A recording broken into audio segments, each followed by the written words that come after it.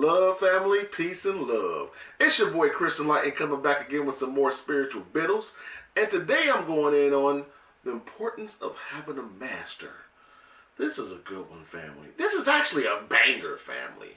A lot of people in the western side of the world, when they hear master, they have a negative perception to the word master.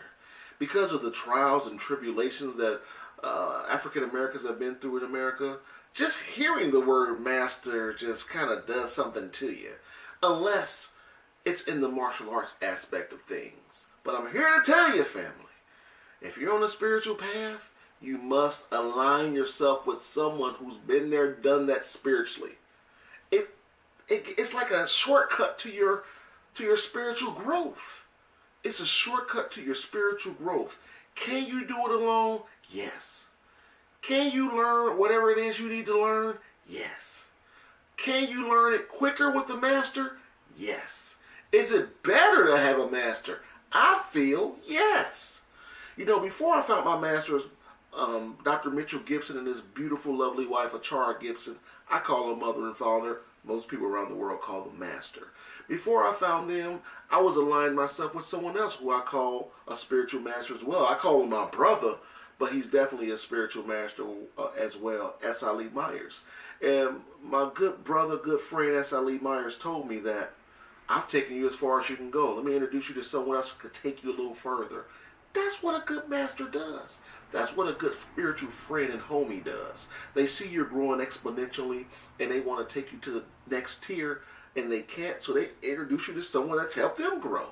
You know, he mentioned some other people that didn't really resonate with me as much. They worked for him, but Dr. Mitchell Gibson worked for me. He's more than likely your guru's guru on the low. You know what I'm saying? We just left New York about 3 weeks ago. We were at Carnegie Hall, and my master, Dr. Mitchell Gibson, and his lovely wife, Achara Gibson, they did a seminar on higher consciousness. A seminar on higher consciousness at Carnegie Hall. The first time in 90 years that they've had anyone talking about spirituality. The first melanated man to ever be in Carnegie Hall talking about consciousness. Talking about anything other than playing instruments and singing. So I'm here to tell you, family, when you have a spiritual master, it puts you into a vessel of winning. And what it done for me, it gave me something to achieve. It's like whatever he's doing on a huge level, I'm able to do on a small level. And eventually, I aspire to be on the same level that he is one day. I love him, he loves me back, and I'm a representation of what he stands for. My master don't drink, I stop drinking. My master doesn't smoke weed, I stop smoking weed. My master don't cuss, I stop cursing. Again, if you choose to smoke weed, drink, curse, and you're winning, that's you. That's you. But the path that I'm taking, I remove anything that has detritus in it. Detritus is nothing more than waste. Waste. And when you're choosing to align yourself with words, vernacular, the lexicon that embodies waste, food, activities that embodies waste, how far do you think you'll grow spiritually? How far do you think you'll grow spiritually? It's as simple as that. There must come a time in your life that you choose to grow exponentially. You want to grow farther than you ever fathomed. One way to tell that you're growing is through your dreams. If you're dreaming about murdering, killing, and fighting all the time, which I was once every night, having nightmares, night terrors as a grown man. Now I have dreams of grandeur, dreaming about being a god, talking to the gods, traversing the cosmos, going through portals, being a light being, going to other sentient beings, shining my light on them, and they're just feasting off my aura. Dreams like that. Astral traveling. Dreams like that. Going to the pyramids, you name it. I be having dreams like that, family. And, you know, I tell people things like this, and I tell them who my master is, but something deep within them, which I call a byproduct of the demonium. Go back and check out my video on the demonium. When the demonium is broadcasting across your reality and you willingly take that energy in, you'll think less of yourself. Poverty consciousness will be easy to you. Synthetic suffering will be second nature to you. When you align yourself with higher divine forces or another master that can lead you on the path to divine forces, you'll start winning. You'll start winning. I worked a job for 17 years, made great money. I gave it up because I realized I was being a part-time spiritual practitioner. A part-time spiritual practitioner. I can't believe I stuttered twice on that. But anyway, when I go to work and I come home, whatever time I got left, that's what I use to do my spiritual practices. And I'm tired, I'm mentally drained, and I'm worn out. I'm making this video right now after work, and I've realized that I don't have as much gumption as I would if I would have made this video if I'd worked for myself. So next week is my last week at work. I'm retiring and I'm going to win. Why? Because my spiritual master did the same thing. He did the same thing. He was making well over $100,000, 6 figures a year, and he gave it all up to practice spirituality full time. Now, I'm not blessed to make over $100,000 a year. I make great money, but not $100,000 a year. But whatever I was making, it gave my family and myself a great life. I was able to travel, do whatever I wanted to do, buy whatever tools, eat delicious food, and I gave it all up. Why? Because I want to make a miracle in my life. My spiritual master teaches us that if you keep doing the same thing over and over, you'll keep getting the same thing over and over. In order to have a miracle happen in your life, you got to do something different. You got to show the universe that you believe in it, and in turn, it will believe in you. I don't care what it is. Now, again, I'm not telling you to quit your job. If you haven't put any real spiritual work in, you haven't learned any divine prayers, you're not connecting or aligning yourself and your consciousness up with divine forces, you won't be able to do it. You won't be able to do it. But when you do decide to do that, you're at your altar all the time, you memorize multiple divine prayers, you help people, you're giving light. You know what I mean? You'll have the spiritual armor to do whatever it is you want to do. You won't feel afraid because you've created a no system of success. You've created a no system of success. And that's what I have done.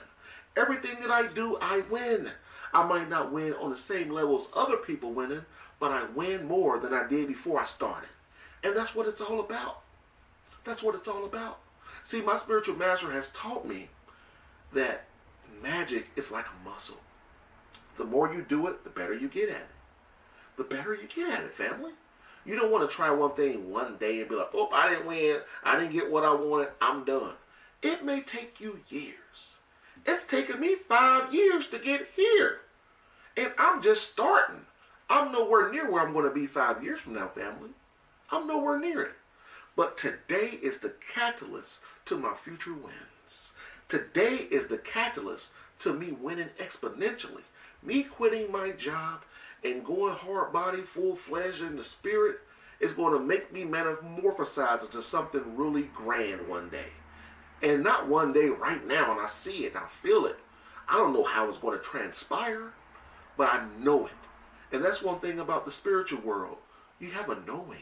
You don't really know. I can't tell you this is a point. I'm going to go to point A to point B, point C. I don't know what point I'm going to end at.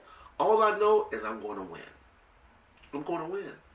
And that's all I need to know. I don't need to prove it to anyone but myself. So family, if you don't have a spiritual master, go out on YouTube. Look up spiritual masters on Google. Find yourself that you resonate with. When finding a spiritual master, you want to find someone that's like a beacon of light to you. When my master awakened, when he became enlightened, his essence was like a beacon to all his students. I know it sounds a little strange, but before we were his students in this physical world that we live in today, we've more than likely been his students in other lifetimes. Or he's even been our student. You know, it goes like that. So I urge you, no. I implore you all to go out, find a spiritual master, and do whatever that they're doing on a small level. Once you feel as if you've grown past your spiritual master, Always pay homage to your spiritual master, but find someone that can take you to that next tier. There's nothing wrong with having a spiritual master. If you want to be an architecture, you go through an apprenticeship, and he's technically your master because he's showing you the ways of the way. I'm a martial artist. I've had four martial arts masters over the course of my life. They've all taught me something different. And one master taught me something that the next master couldn't make. Until I was like, I'm a master myself, and now I teach students. And it feels good when people come back and tell me, hey man, you turned me to a man, or you turned me to a strong woman. I love that, because I was once in their shoes.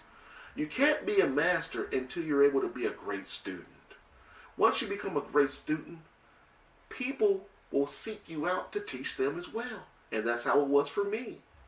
So I want you to go out and find you a master, embrace them, love them, learn everything you can from them, ask questions, be humble, accept spiritual criticism. That's good. That's good. That's how you grow. That's how you evolve.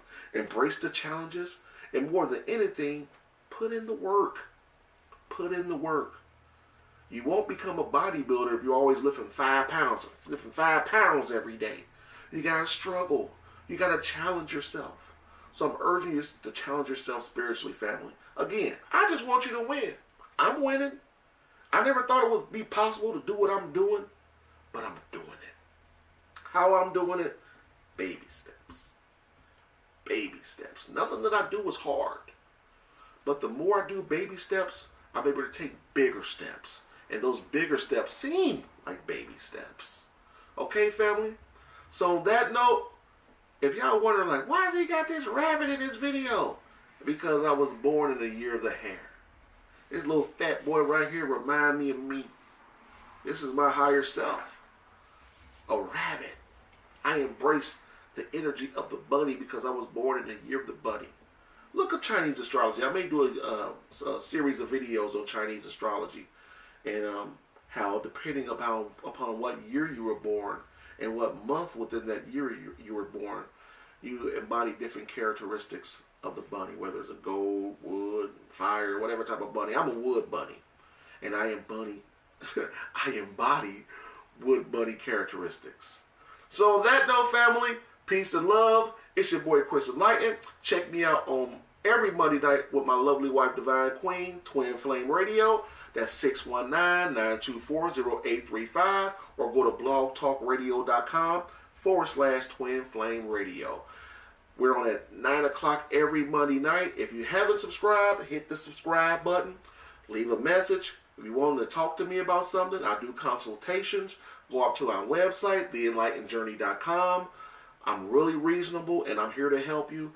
One thing that everyone gets from my spiritual consultations is they feel great, and I inspire you. I turn you into a winner. Do you want to win? Holla at your boy. Peace and love. Winning!